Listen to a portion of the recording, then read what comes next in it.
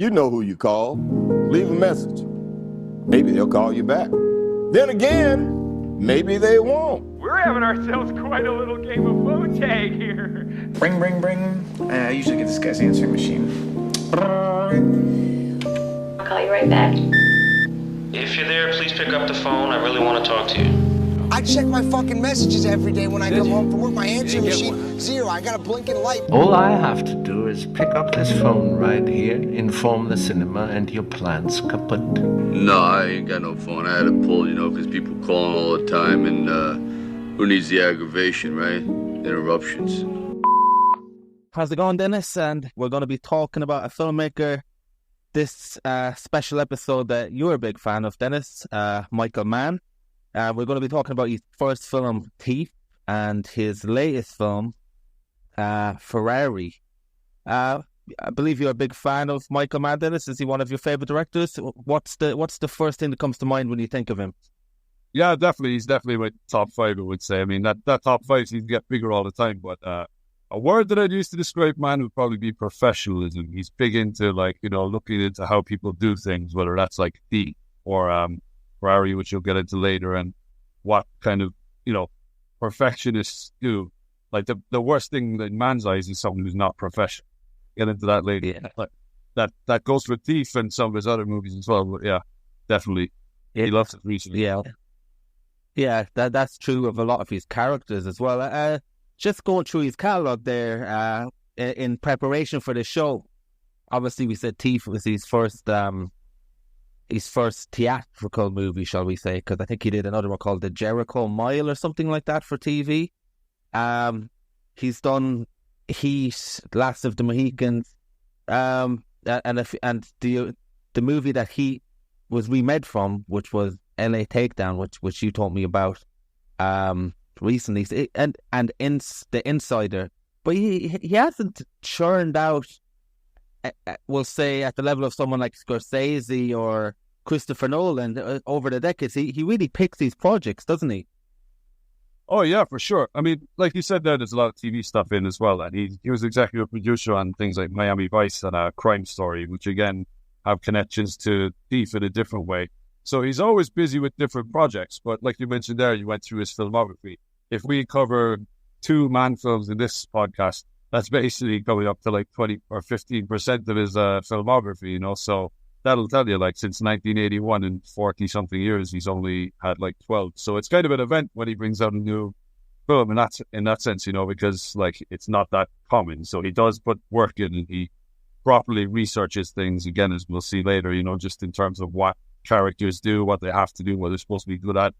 He's big into his scene events, and again, when a Mann movie comes out, I'm always excited. Even for the lesser ones, I would say there's still something there to see. They're kind of noble failures, but yeah, Thief, as we'll get into, there's a lot of great things. Yeah, Thief is anything but a noble failure. It's an absolutely fantastic movie, and thematically and tonally, and maybe even dinerly, if that's a word. It reminded me of almost a prequel to Heat, and in many ways in a visual style as well. Christopher Nolan wouldn't have a career without Michael Mann in many ways, would he? The opening shots of a dark, kind of crime-ridden, murky Chicago, in the opening shots of this beautifully kind of noirly lit. It reminds me of something of Nolan did in Batman Begins, and obviously we know in the Dark Knight that the bank scene was taken heavily from Heat, and they even have can't remember his name now, but the William something, the bank teller, he's also in Heat. It's amazing how much his visual style and influence can be seen in even his first movie in Thief, just in how it's lit and how it's shot.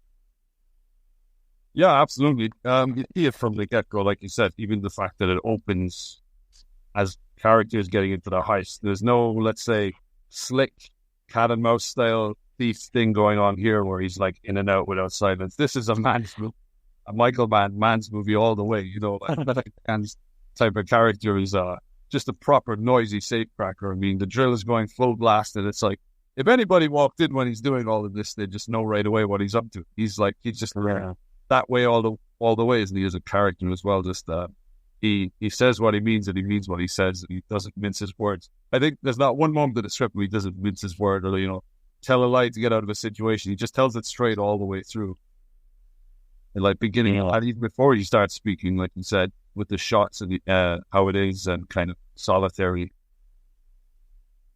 Yeah, it's true, isn't it? And James Caan, I think this is probably the biggest showcase that comes to mind from my point of view of that shows James Caan's maybe acting credentials.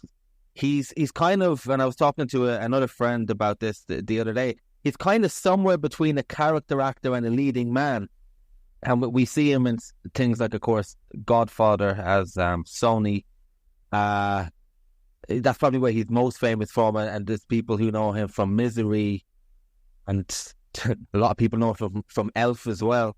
That's probably not what will come to mind when I think of it. But now what will come to mind is this movie, because this is probably my favourite James Caan performance. And I read a little about this in how Michael Mann in general goes about getting his actors immersed in the world. He said he doesn't like his actors to kind of go home and kind of study of who they're going to be. He kind of wants them to live the character, be able to do what the characters are able to do. And this movie isn't like something like in Ocean's 11, which the first one I like well, where it's slick people doing slick things. This is, as you've mentioned earlier with the word, you've hit the nail on the head. This is professional people doing professional things, directed by a very professional director. And that's where a lot of the joy comes in this movie. Like, even the opening scene, like you're talking about with the safe cracking, it's someone who's really good at their job, who's someone you believe in what they're doing, that they know what they're doing, and it's just done very well. He's a very workman-like director, and obviously he pulls off a lot of the stunts in this movie, if you can call him that, in a very kind of workman way. And I don't mean that as an insult. I mean it's just crafted in how you'd want it to be crafted, isn't it?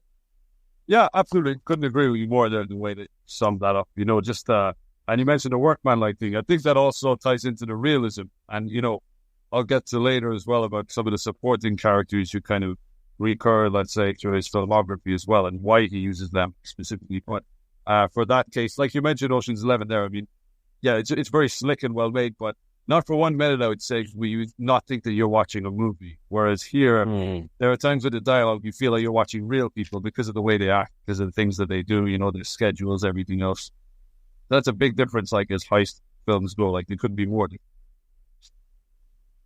The approach to making both, like, Thief kind of does that so well.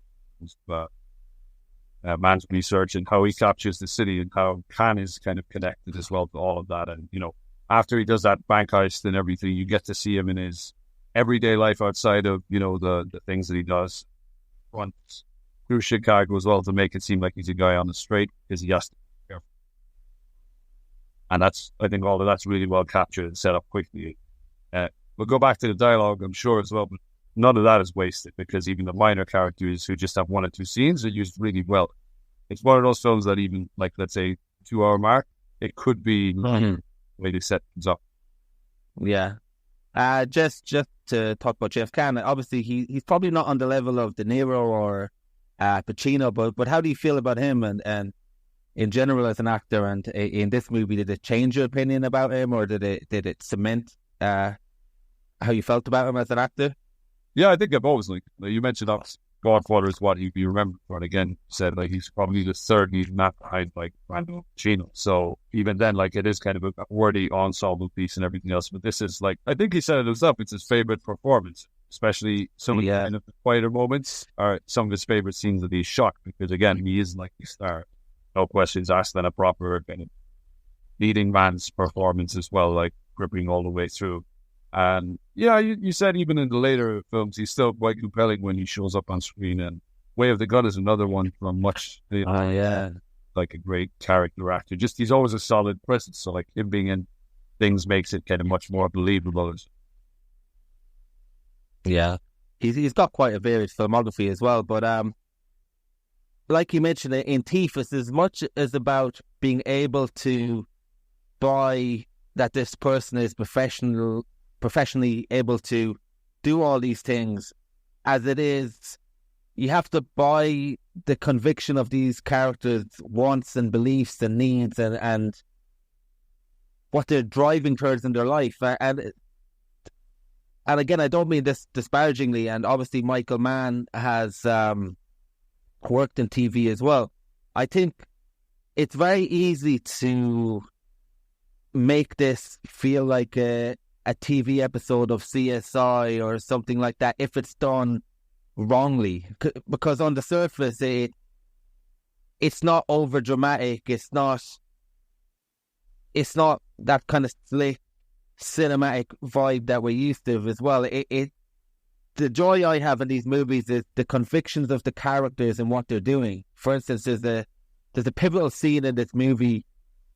I mean, it doesn't move the plot forward in the traditional sense, but there's a scene where James Caan and the woman that his love interest, played by Tuesday Weld, they're in a diner. And I don't know if that's the same diner as Heat. It looks familiar. Maybe it's not, where we get that great scene between De Niro and Pacino. Maybe it isn't, but maybe that's where the blueprint for that later scene would arrive. Like a lot of key moments in Mann's films actually do come from one-on-one conversations, and there's a conversation that, you know, James Caan is courting this woman, and it pretty much, you know, as you'd expect, you're just like, oh, this is the love interest, okay, check, I guess she's going to be love interest. And then they have this scene in this diner, and he takes out this kind of poster, and it has his mentor, played by Willie Nelson. It has a picture of some skulls. It has a picture of a baby. It has a picture of a house. And like we say, in the picture, in the hands of an unskilled director and an unskilled actor, that's going to be a very hokey moment. You know, I've got a nice house and I want a woman on it.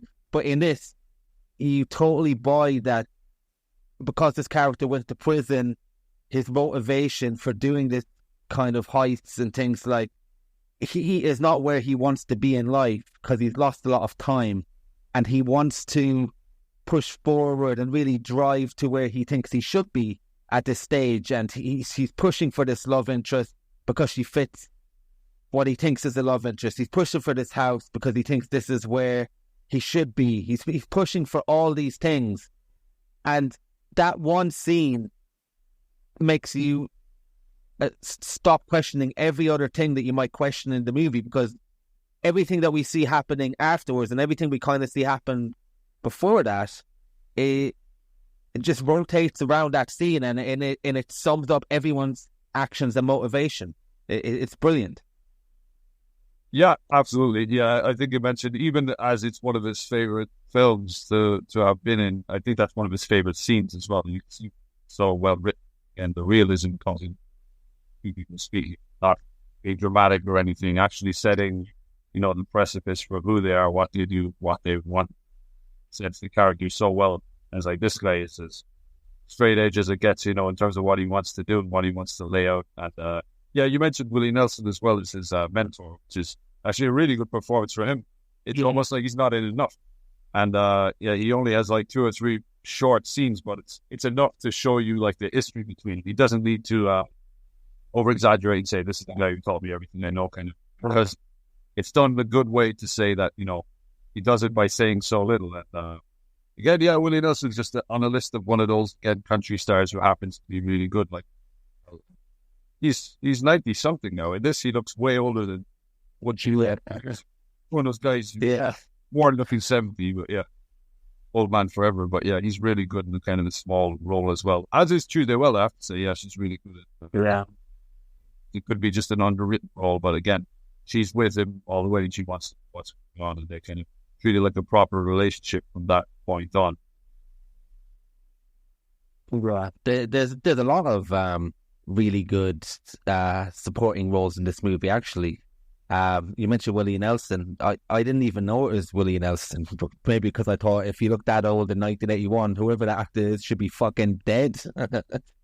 But and like Willie Nelson's got one scene where he's in prison. Well, he's got two, but he's basically incapacitated for the second scene. But he's got one scene where he's like, his eyes kind of like, he kind of looks like, I didn't know it was Willie Nelson, like I said, so he kind of looks like a dodgy dude in this movie, like someone who's been through a lot. But his eyes, I don't know how much credit I'm giving Willie Nelson and how much he actually is like that, but his eyes really tells a story of someone who's like regretting their choices, wants out, just kind of wants to be done with this whole thing and doesn't have much time left and regrets where he is in life in that one scene. And again, this is kind of like adds to the pressure of James Caan's character and all the things he needs to do. Is it Dennis Farina as well? I think this is his first movie. He was a cop before this, I believe, and he's really good as in a minor role.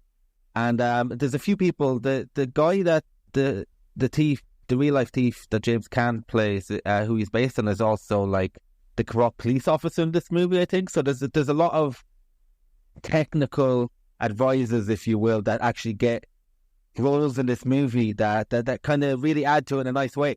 But the person I want to highlight the most is, and this would probably be different to anyone who saw this movie in 1981, is Robert Krowski. Now, correct me if I'm wrong, but me and you know Robert Krowski as this kind of cuddly kind of character. Like, I think he's in Miracle on 31st Street as the judge.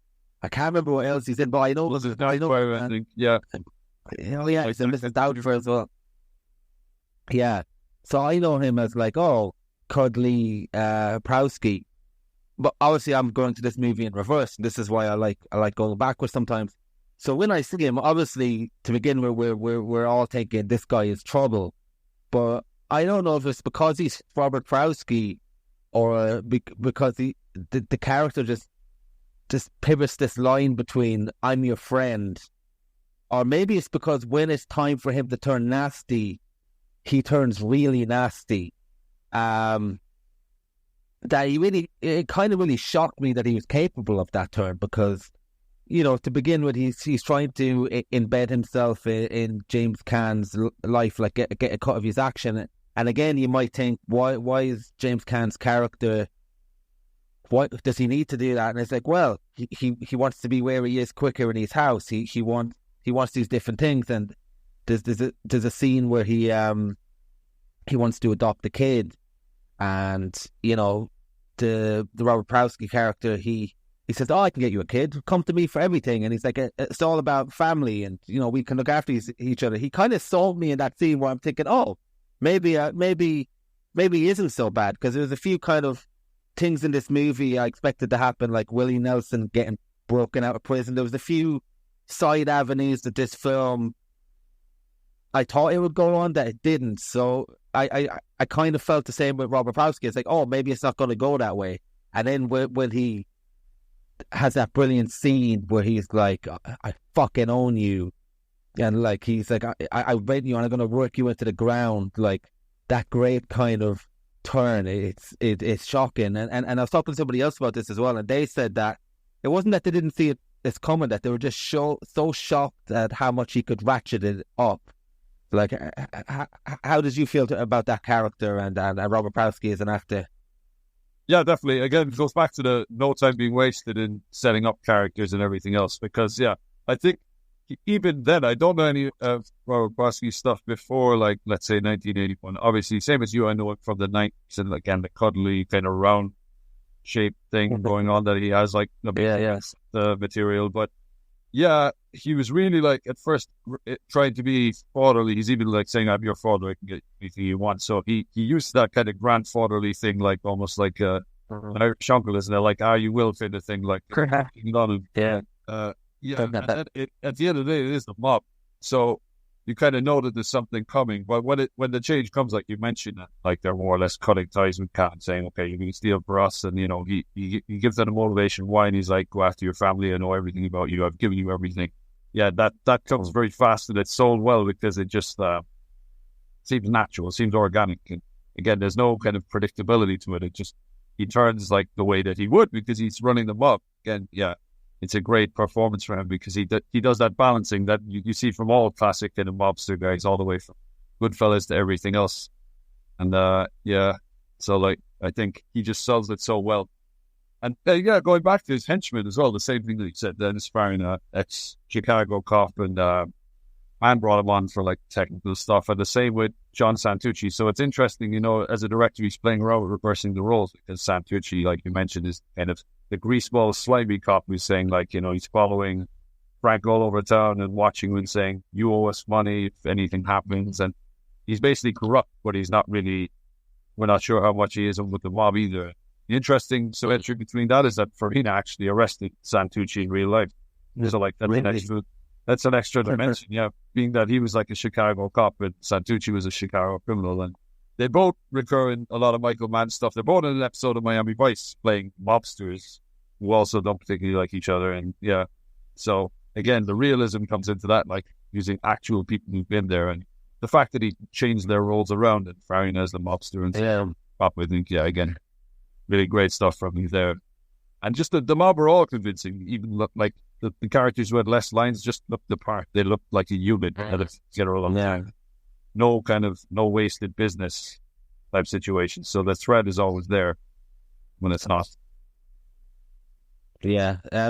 Funny enough, casting ex kind of convicts and drug dealers and police is a very modern day David Simon kind of move, isn't it? And we all know how much his kind of movies or TV shows kind of concentrate on that technical aspect and people and that insight into people who are also good or sometimes bad at their jobs as well. So it is interesting that man who obviously values like technical expertise probably more than anything does the same. How is Miami Vice, by the way, in relation to if someone was a Mann fan?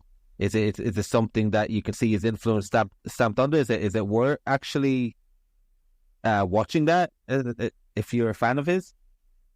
Yeah, particularly the first 2 seasons, I would say that like there's about 5 seasons of a certain stage, like all these shows that ran for a long time in kind of 80s networks. It does go off the boil and become a bit kind of actiony. But that's not to say that it's still not worth watching. For just the amount of celebrity appearances alone, say, it's amazing. Literally every episode you see an A-lister who's not quite made it yet being in the show. Everyone from Bruce Willis, Ben Stiller, Wesley Snipes, you name it. They're all the way through Bing Riggs. I mean, we are all day listening to people who were in it. And then again, from like his films, like I said, Dennis Farina is a recurring character. Santucci guy is in it.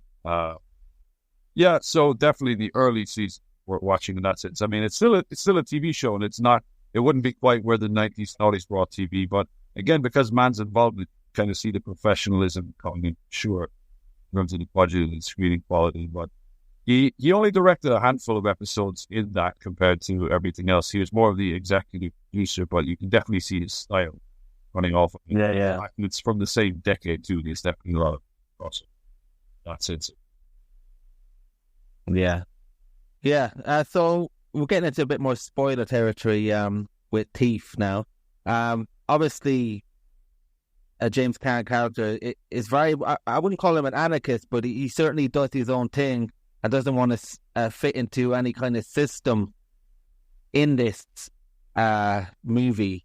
And taking us into the final third of the movie, how do you think that side of things worked in driving the story forward, and what we do see in the final third of the movie when things really go off the rails? Yeah, it's all too good to be true, and the heist goes well. You know, the heist, the mob said, you have to do this for us. And again, we saw him in action at the beginning and went off on a hitch, and the way he talks about it, again, going back to the professionalism theme, you can kind of trust him across the board. He's a solid guy, like Frank's a solid guy. That's kind of sold to us all the way through, and so it is with the heist that it goes well. And James Belushi, his sidekick, it kind of cuts to them being on the beach with their partners, and obviously the director's doing that deliberately. It's kind of like, this is too good to be true. They're on the beach, they've hit the heist, they're waiting to get paid, and you just know what's coming next. It's the mob. So basically, Frank meets them, and he's short-handed in the pay, and Broski's character is saying, "Oh, I put you up in this list. This is what I do for all my guys." You know, it's kind of his way of fobbing them off and saying, "Yeah, you'll get this money back later," kind of thing. And he's still keeping up the grandfatherly side of things. And then James Caan, again, because of the character he is, you know, he's an ex-con. He's not afraid of anyone, even if it is the mob. He's a straight arrow type guy. He's like, "No, it's bullshit. I want my money." What's it? Despite the fact he's completely outnumbered, he's just that type of guy. He doesn't think about it.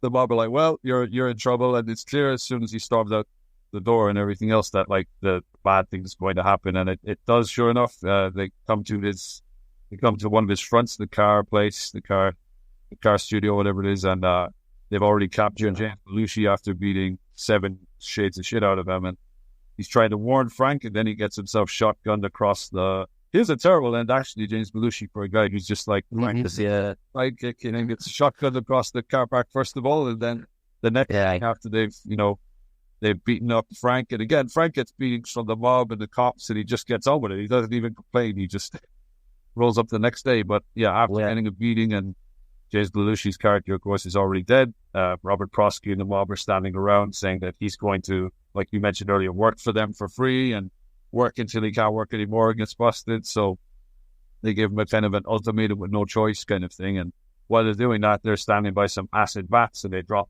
James' character's body as if he hadn't been through enough already into that, and resolves into the pieces. So Frank is left with a decision to make, and he makes it pretty quickly after that.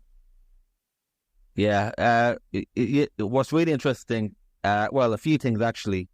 First of all, I really like the way the Robert Frowsky character is like it almost mirrors an earlier scene, so we know what James Caan is capable of, because one of his henchmen tries to short him early on, and he goes into his car dealership with a gun, and he's like, "Give me my money." So we already know James Caan ain't gonna like being shorted, and we already know that Robert Frowsky knows this. But Robert Frowsky's character, he's genuinely shocked that James Caan wouldn't fall for him. He's like, "I really thought you would come around," and he's so used to getting his own way, and he's absolutely baffled by it, which is a brilliant way of like, it's not like he had this dastardly plan. No, it's like, this is kind of, he's used to getting, it's a very realistic way to portray a villain. He's just shocked that he wouldn't come round, that he wouldn't see his way, and he's like, "Oh well, I guess I got to put you down now." And just going back to the diner scene again, which is a pivotal part of this movie, James Caan tells the story of how he was in prison, and someone else got gang raped, and I think they got murdered, and he knew he was next. And then Tuesday Wells was like, "Well, how did you survive?" And he was like, "Well, I had to believe I was already dead. I had to cut off everything and believe I was always dead, like absolutely destroy that part of me." And then she's like, "Well, what happened after that?" And he's like, "Nothing," because he already knew I had nothing, and they left me alone because I was basically dead inside. And then when he comes out, he's alive, like both physically and mentally, of course. So that's why he's really trying to build his life back. But now Robert Frowsky has, he's embedded him with a kid. He's embedded in his business. He's given him a house. He's all these things. So now he's the total opposite of somebody who has nothing to live for. He has everything to live for. And in kind of lesser movies, and in movies like maybe like in Ocean's 11 and Level of Slickness, it would be like, "Okay, I'm going to go along with you, but I'm going to double cross you. I'm going to do something to outsmart you." But James Caan's character does exactly what you think he would do. He's like, "Right, what did I do in prison? I just like already acted like I had nothing." So what does he do? He tells his wife, "Go away." He pays her to go somewhere. He blows up his house. He blows up the businesses. He blows up this other building as well. And he's like, "Right, I'm just going to fucking destroy my life. And now I'm going to have what it takes. Take this guy down and all these henchmen down, because I have nothing left to live for. So I don't even care if I do or not." And then there's a brilliant scene where he goes into the house, and even in how James Caan sweeps the room, it's such a small detail, but it just adds, like, instead of him just going into one room to another, he's kind of doing this little double tap with his shoes, he's sweeping out there really slowly, and that just allows the scene to add a lot of tenseness just by the actor's movements.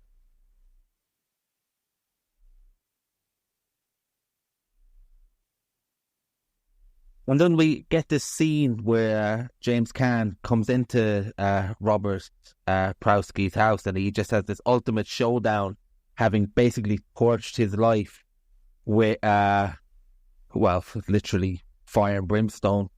And it has an added weight to it, because it's almost like, should he survive, what does he have to live for? And if he does die in this scene, we're kind of cheated of an emotional resolution to what would happen as well. It would almost be like a shortcut. So what happened is we get this fantastic shootout sequence, and who's the band that plays that music, which again shouldn't work, but it does.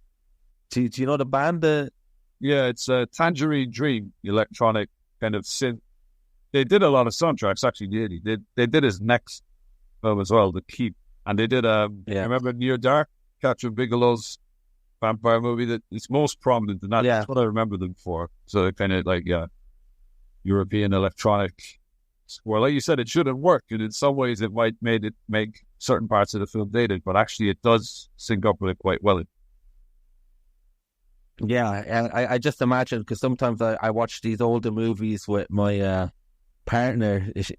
She once asked me, is when I said we're going to watch Speed, is Speed an old movie? And I was like, well, it's from 94. You were born in 93. Does that mean you're old? And then that kind of put an end to it.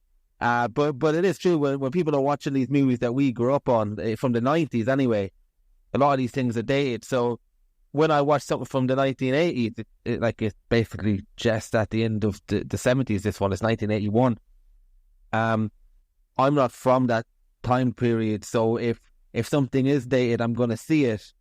And for me, it just really worked. It's this really cool kind of grown. Now this is when it's really stylish kind of scene where it's just a shootout and a lot of slow moving shots and things like that. Now I give Robert Prowski a lot of praise earlier. One thing he doesn't do is die well.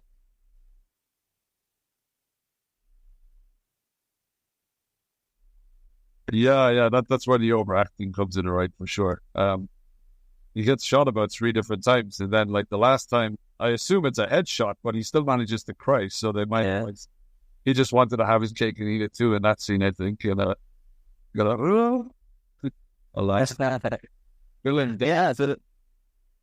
so we get to see our style. I think it's Dennis Farina that shoot Caan.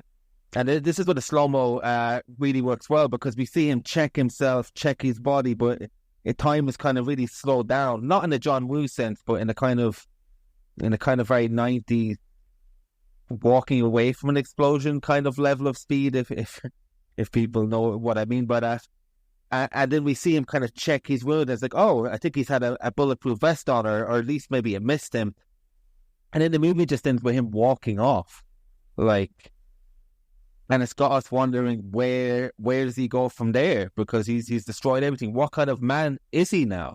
And that's such a powerful way to end the movie. Yeah, definitely. Like, again, his character is kind of come in his own way, full circle. He had the things he wanted, and then it was kind of like not exactly his own fault where the mob was concerned that for him being a straight guy, them not paying him what he wanted, and then he, like you said, sent his wife away and everything. So he essentially sent the things that he wanted and worked for away, and then he was just left with his last vendetta, I guess, against the mob. And once that happened, like you said, he's kind of back to square one. He's not in prison, but everything else is gone. So where to next, kind of thing. Yeah. So that was Thief. We'll talk a bit about Ferrari now. I'm going to let you. I could be wrong about this, but my sense is that you like this movie more than me. I could be wrong. We haven't talked about it. So I cursed the day that, first of all, digital was introduced to Michael Mann, because gone are the let's see, like this movie Ferrari came out in 2023, Ferrari 1981. So there's a good like 40 40-something years. And gone are the kind of beautifully naturally lit cities and kind of backdrops and the skylighting and of things like Heat and Thief and movies like that. And then even Collateral, which is a movie I absolutely love, looks pretty shitty. Like it doesn't, like, compared to these older films. And Ferrari for me is what I don't want in a Mann film in many ways, even though at its core it still has a lot of the central themes of all these movies, really, with people being really good at his job. So yeah, maybe talk us a bit through what this movie is about, and if it worked for you, and maybe what has changed, if anything, in all this time since Thief, since we watched them side by side, essentially. Yeah, I saw something recently with Tarantino talking about what Mann does best, and Tarantino says he only likes the crime films of Mann. He says he only works well with crime fiction. He goes on to, like, say, Thief, Heat, Collateral, all the things that you mentioned. And pretty much everyone's seen Heat, Collateral, Last and What He Can by now anyway. We don't really need to go back over what they are. Yeah. Very few people probably haven't seen them by now. It's probably the opposite. So Ferrari, yeah, it's recent. And again, it was kind of a passion project. Obviously about Enzo Ferrari's, car empire, and a very specific time in his life too, which can be a bit grating, I would say, to get going, because you might expect to see, some things from his childhood, and eventually we get little pieces of back and forth about the life. But what's interesting, I guess, for a biopic is that Mann picked at a very specific time for a reason, because it built around the Mille Miglia, and probably saying it not quite in the Italian as it should be, so naturally anyway. But when you look at what the Mille Miglia itself was, it's kind of crazy. It was so basically like it's a cross-country race essentially through all kinds of hills, mountains, just in cars, into like neighborhoods, which comes into the fore a bit later as well, like how truly dangerous it was. But again, Italians love cars, and very few less so than Enzo Ferrari, who's obviously like, millionaire by now, even though it's the 50s. And incidentally enough, I saw Ford versus Ferrari a few months, I would say, before this, and I'm glad I watched that first, because it actually sets up a lot of stuff that I wouldn't have figured out about Ferrari himself, because in that film he was kind of very much just cameo. It was called Ford versus Ferrari, but it was very much on the Ford American cars side, and that kind of comes into it a bit later as well, only in messages and passing. But it delves in and out of the life of Ferrari, who's played by Adam Driver. And again, I like Adam Driver as an actor, but in this I felt he was a bit wooden at times. He was kind of like, his accent was all over them. Don't get me wrong with that. Yeah. And I guess that's the thing when you're doing English to Italian English, it's hard to keep up with. There were actors in this who I thought gave better performances. Mainly Penelope Cruz as his wife, I would say, was probably his strongest overall, and to the extent that maybe she didn't quite get as much screen time as she deserved, because there's a lot of back and forth that Ferrari has a child through another woman, and she's kind of spending a lot of the film trying to figure out what exactly happened. She has her suspicions. I mean, the guy is a complete, like, what would you say? Well, he is as you would expect all kind of car moguls to be, really. He's often out through the country seeing other women, kind of thing, after the post-war kind of attitude as well, about how he's making his money. And you wouldn't say it treats the drivers like shit, but definitely like isn't the best to get going with them as well. But that's all kind of set up early on as well. It gets to the core of it a bit later. I think he had a deal with his wife, Penelope Cruz, in this, wasn't it? As long as he got home before the maid let out breakfast, she wouldn't shoot him in the head with a gun. So a lot to unpack regarding what you said there. First of all, when it comes to biopics, I will give Mann credit for this. I would much rather biopics in general pick one specific part of someone's life rather than the wiki hits of someone's life, where it's like, and then they did this, and then they did this, and then ooh, what a moment. And don't know if you ever saw that movie, The Dewey Cox Story, where he like lampoons. It's a kind of parody movie with John C. Reilly, where it just lampoons biopics, but the formula is so like down to a T that it movies that come out now, it still feels like it's parrying that movie. So it is a good thing that it focuses on a very specific time in their lives. And like you, coincidentally, I also saw Ford versus Ferrari last year, and it does give you the other side of that rivalry and things like that. So I almost feel like I had more filled in than maybe other people would. Regarding Adam Driver, I like him in movies like Patterson and Frances Ha, where he kind of plays, I mean, I could be completely wrong about this, but where I feel like he's playing more into his persona. I like his persona when it's used, but anytime I've seen him try to be someone different, I think he struggles. And in this, he kind of talks a bit, like, he kind of talks all over the place at times. And also, how old is he meant to be playing in Ferrari in this movie? Like, I never looked it up, but just the white hair alone, it kind of reminded me of when Leonardo DiCaprio in The Aviator, when he's doing Howard Hughes, and later in the movie, I'm like, no, like, and maybe Adam Driver isn't as baby-faced as Leonardo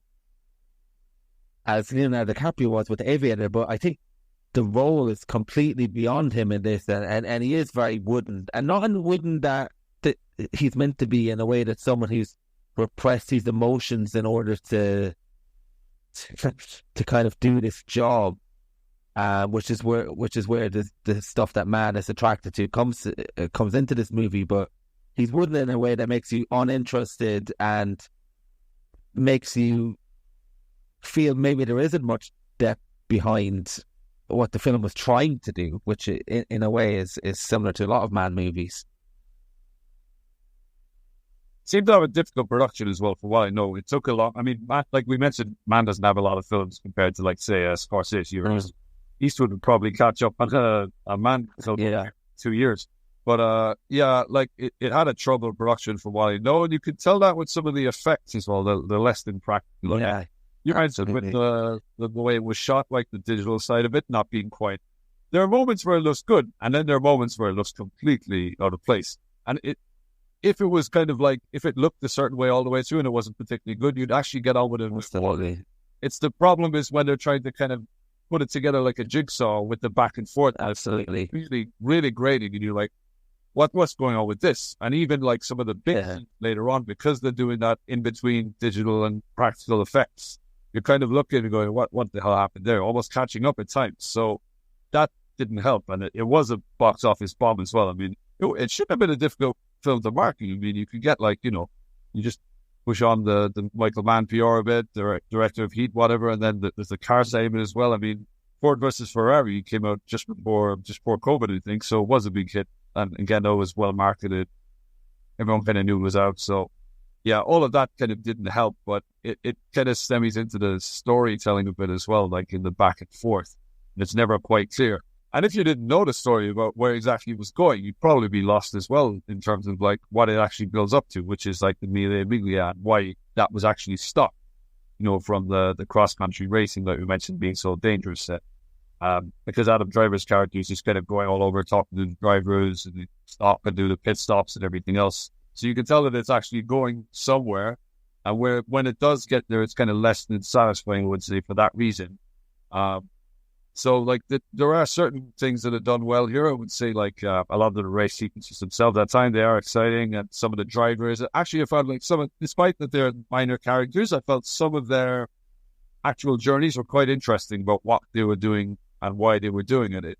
They could have done with more screen time, actually, but I felt that side of it was quite successful in the sense that, like, this guy, okay, he's like kind of a novice, and this other guy is kind of experienced. I like that guy, actually played by Patrick Dempsey, when he was testing the car out, and he said, there's one problem, it doesn't have an ashtray. And then he was like, yeah, you really want to smoke at like 200 miles per hour, whatever he's going at it, the side of it. Yeah, I agree with you that the drivers, especially from a sports movie point of view, because you presume who's going to be the lead character, as in the winner of the race, and you kind of you have an idea that it's going to be this guy because there's a horrible accident where one guy, one racer dies early on. And this is when the special effect, like, I wasn't going to ask you about the special effects because I remember you saying I think you started this movie on a plane, but maybe you've rewatched it again on a monitor since. But I watched this on my TV screen at home. And because Mann's movies are normally not really a special effect reliant, and neither is this movie. So there's a scene when a driver gets absolutely smashed up, and I'm thinking, sorry, what video game is this that we're playing? Because it's just like, it doesn't look real, and it's just like, how that special effects company should be sacked in this day and age. That's just not good enough.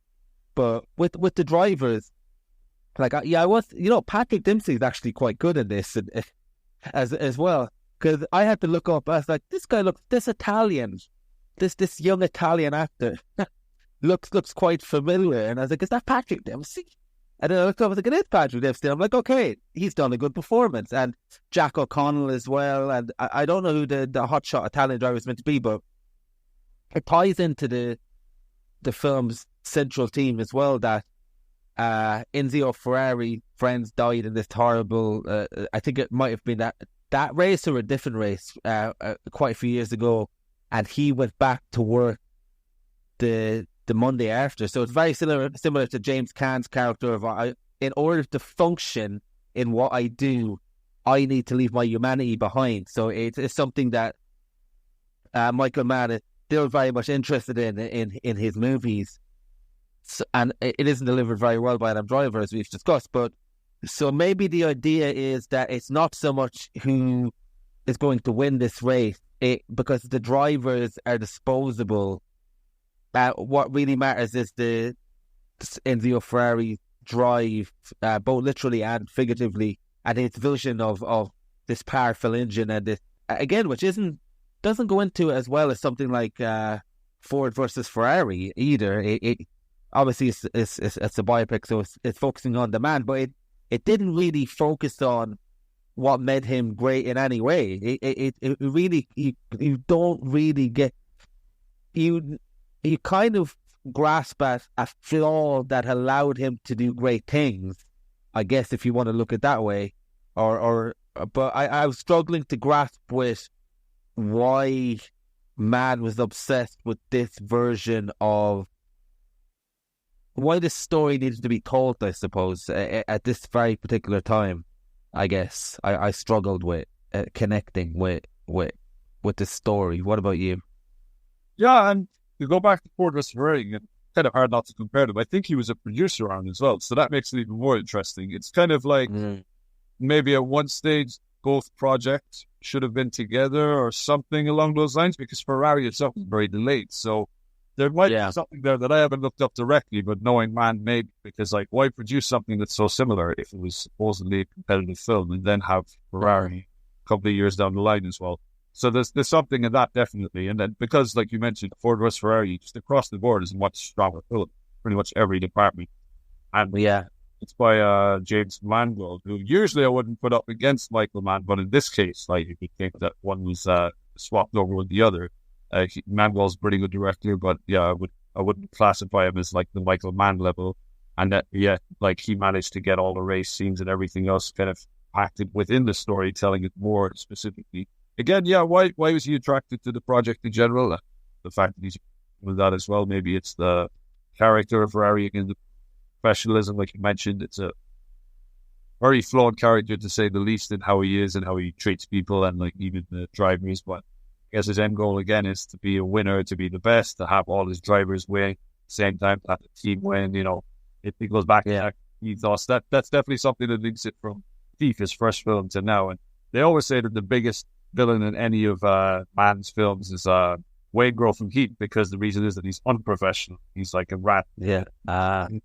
So like he used a very specific kind of, you could almost see the hatred when that character at the end of Heat is killed off by De Niro. It's kind of the thing like, you're unprofessional.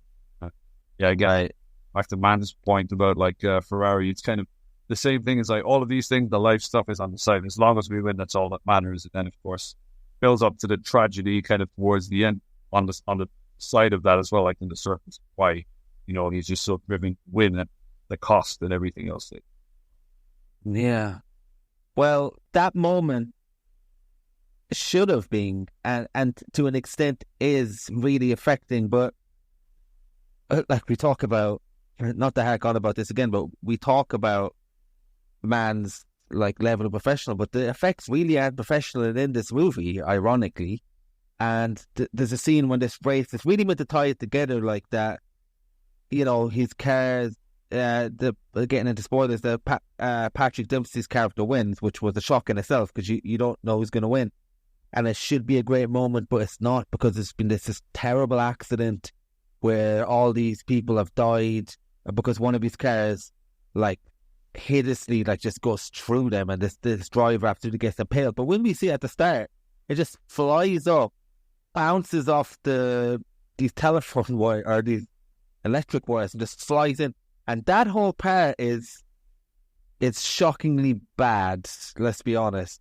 So then when the movie cuts back to it later, when it's really staged, like from a makeup point of view and maybe a practical effect, it looks really good and gory, and that is affecting, but because of the initial image of that car bouncing up and it's looking absolutely ridiculous, it kind of doesn't hit home the moment it should have, I think, and maybe the movie would have got to a pivotal point, like the movie Thief got to a pivotal point.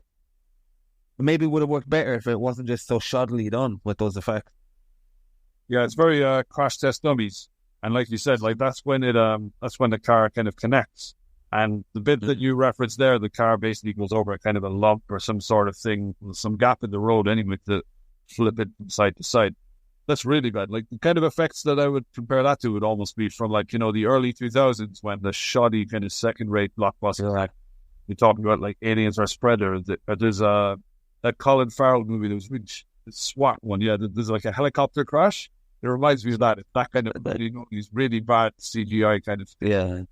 Yeah, it's on that level. And like you said, it's a huge moment in history, so it should be kind of captured better for, like, racing enthusiasts, the fact that this was essentially once they saw, this could happen anytime. People watching it on the street and cars just driving past. It's kind of like having a free-for-all Formula One in a lot of ways, So the danger of it is kind of captured well enough, I guess. Yeah. Take down what should be more effective. It does still work in the sense that, like, taking out the practical effects aside, I think the kind of the way the community is hit and everything else in practice, it plays well where there's more of a community feel than, say, in other countries and everything else. All of that, I think, works well enough, but like you mentioned, the fact that the effect should be kind of at the precipice there, let it down. Yeah. And it's a shame as well because, the guy is 81 now, and I was talking to someone about Scorsese the other day. I don't know if you saw The Killing of the Flower Moon, but I thought it was okay. And if that's the last movie Scorsese makes, it'll be a shame. And I mean, with Michael Mann, I guess the last great movie he's made is quite a while ago. I've not seen Black Hat. Maybe you can speak to that. Yeah, I wouldn't put that on, like, in the same sense as a great movie. I enjoyed Public Enemy's Miami Vice, but neither of them would be anywhere. Well, I could say anywhere near a Michael Mann top five. If you do two Michael Mann top fives, you're pretty much done. So yeah, those two would not be in the top five for me. Before that, Collateral is a great film, but I mean, again, was a big. Yeah. That's probably the last. If you're talking great, then Collateral would be the one. Yeah. Yeah. I mean, like I said, I enjoyed Miami Vice, Public Enemies, but they're kind of second year Michael Mann. They're better than this, but they're second year. And Black Hat is probably the same. There's some good action scenes, but a lot of it's a bit kind of modeled too in the midsection, I would say. Yeah. All right, Dennis. Well, that was watch Thief, everyone, is probably the takeaway from this show, because Ferrari was disappointing. But if Michael Mann does have a movie in the future, I'm still going to give him the benefit of the doubt and see what he can do next. And let's hope we get one more movie out of him. Many thanks, Dennis. We'll have you on again. Maybe when we do a different director in the future. Yeah. We won't have the same gap between, like Michael Mann style anyway, the next pod. Yeah.